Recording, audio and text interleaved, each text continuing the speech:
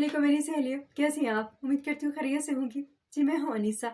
जून की एक गर्म शाम में ये टॉपिक आपके साथ लेके आई हूँ, जो हमारी इमोशनल हेल्थ की ज़िम्मेदारी लेते हुए अगर हम इसे अपनी लाइफ़स्टाइल में अंडरस्टैंडिंग के साथ अडॉप्ट कर लें, तो मेरी सहेलियों, ये जो हसल कल्चर का दौर है जिसमें हम रहती हैं और फिर अल्टीमेटली हमारे वो कहा जाता है बर्नआउट के जब हम शिकार होने लगती हैं, तो ये उसकी तैयारी होगी।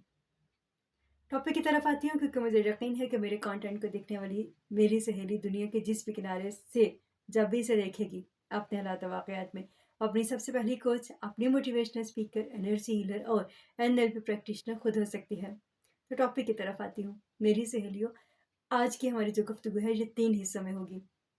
सबसे पहले साइकोलॉजिकली स्पीकिंग क्या है ये टर्म और इसका मतलब क्या है, हमारे नर्वस सिस्टम पे कैसे असर करती है। फिर कॉन्सेप्ट आया कहाँ से है और अपने सब कॉन्टिनेंट के कल्चर में हम इसे कैसे अडॉप्ट कर सकती हैं। और तीसरे हिस्से में आपके साथ शेयर करूँगी एक प्रैक्टिसिंग एग्जाम्पल जो हमारे लिए रहती दुनिया तक की ख़वातीन के लिए रब ने रखी है। जब हम उनकी लाइफस्टाइल को देखते हैं तो हमें पता चलता है कि ये सिर्फ किताबी बात नहीं है, ये मुमकिन है। तो टॉपिक की तरफ आती हूँ। द सॉफ्ट लाइफ, इसका मतलब सुस्ती नहीं होती, काहली नहीं होती, इसका मतलब एक डिसिप्लिन लाइफ होता है। और साइकोलॉजिकली स्पीकिंग, अगर आप अपने नर्वस सिस्टम को प्रोटेक्ट करती हैं और फैसला करती हैं कि बाहर की दुनिया में जितने भी जज्बाती हैजान हैं वो मेरे मन में नहीं आएंगे। एक ही वॉल आपने क्रिएट की है और आपने सोच लिया है कि बस इतना ही कचरा यहीं तक रहेगा और ये चीज़ मेरे ज़हन को क्योंकि मुतासर करेगी, मेरी हेल्थ को मुतासर करेगी, मेरी लाइफ को मुतासर करेगी और जितने एरियाज़ ऑफ लाइफ में कैसे-कैसे इसके असरात होंगे, आपने इसे सोचा, समझा और फिर आपने एक बाउंड्री सेट की। तो मेरी सहेलियों, आपने द सॉफ्ट लाइफ के कॉन्सेप्ट को समझ लिया। अच्छा, क्योंकि ये बेसिकली आप इसमें जितना भी कंटेंट देखें, ये आपको वेस्ट से मिलता है। हमारे सब कॉन्टिनेंट के कल्चर में हम किसे से अपनी लाइफ़स्टाइल में शामिल कर सकते हैं। देखिए, वहाँ तो कहा जाता है साफ इनकार कर दें, लेकिन आप यहाँ पे नहीं कर सकती। हम अपने रिश्तों से एक हद तक रह सकती हैं। हम ये फैसला कर सकती हैं कि हमने किसी की चुगली नहीं करनी, हमने किसी की बुराई नहीं करनी, हमने किसी के बारे में उसकी गैर हाज़िरी में बात नहीं करनी। और हम यकीन रखती हैं कि जो सीड्स हम प्लांट करेंगे वही हमें मिलेगा, ताकि हमारे बारे में बात ना की जाए। आप ज़हनी तौर पे कितनी पुरसकून हो जाती हैं। फिर दूसरी बात, देखिए, आज के दौर में अब जैसे आज गर्मी के मौसम में हम इसकी बात कर रहे हैं, लाइफ़स्टाइल में हर चीज़, दोपहर का खाना दोपहर के वक़्त पे ताज़ा पकना ज़रूरी नहीं है। सुबह जब हम फ़जर के वक़्त पे उठते हैं, मौसम बहुत नॉर्मल होता है। जो दोपहर का सालन बनना है या जो शाम का सालन बनना है, वो उस वक़्त भी पकाया जा सकता है। तो उससे आपकी ये जो दिमाग उबलना है ना, ये कम हो जाएगा। अगर आपकी फैमिली इसमें आपका साथ देती है, तो देखिए उन्हें आपका एहसास है और अगर नहीं है तो फिर आपने अपना एहसास खुद करना है थोड़ा-सा। यही बात तो समझने की है।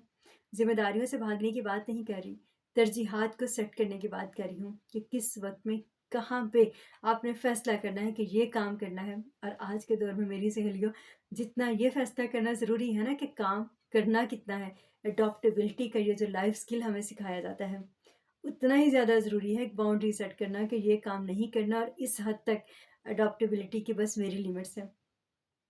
क्योंकि हमें सिखाया जाता है कुर्बानी करनी है और फिर आप नहीं करना है, डू मोर, ये सारी चीज़ें ठीक हैं।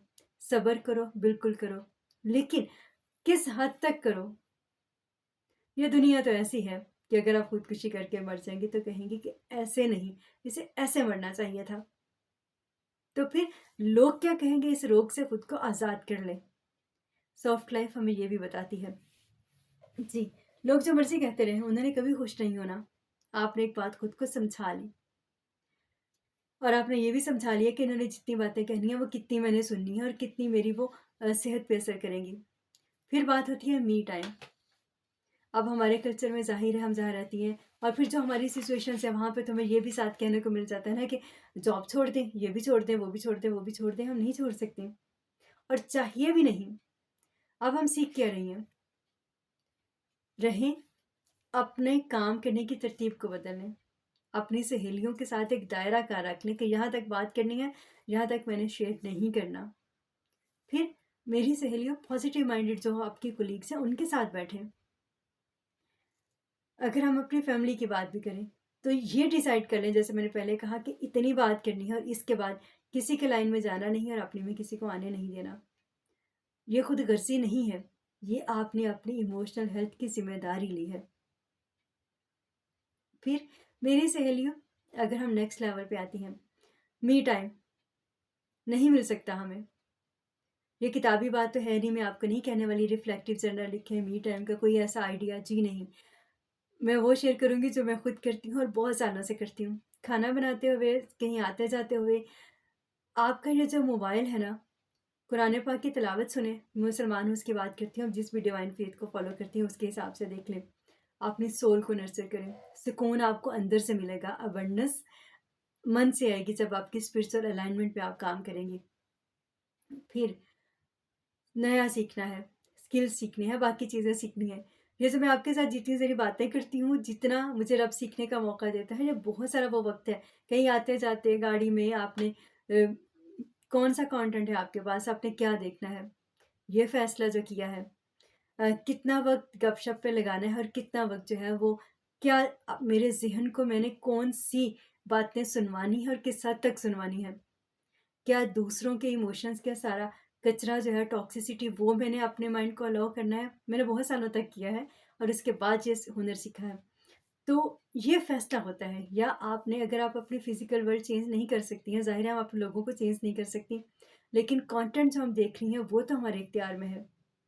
किसी अच्छी किताब की समरी, अच्छी जो पॉडकास्ट होती है, कामयाब लोगों के इंटरव्यूज, ये आपको एक एक बात सिखा जाते हैं। और सीखते सीखते देखिए, अगर आपने एक एक कदम उठाने का फैसला किया तो साल के आखिर पे कितने कदम आप आगे बढ़ चुकी होंगी। अब खाना खाते हुए एक चीज़ का फैसला कर लें, ना मोबाइल होगा आपके पास, ना टीवी होगा आपके पास, ना किसी के बारे में हम बात करेंगे। खाने के सिर्फ जायके को महसूस करें, शुक्रगुजारी अंदर से पैदा होगी और आपको पता चलेगा कि जो चीज़ आप खा रही हैं उसका टेस्ट क्या है। कभी चाय के कप को आपने उसके टेस्ट को फील करके पिया है? प्रैक्टिस करके देखें।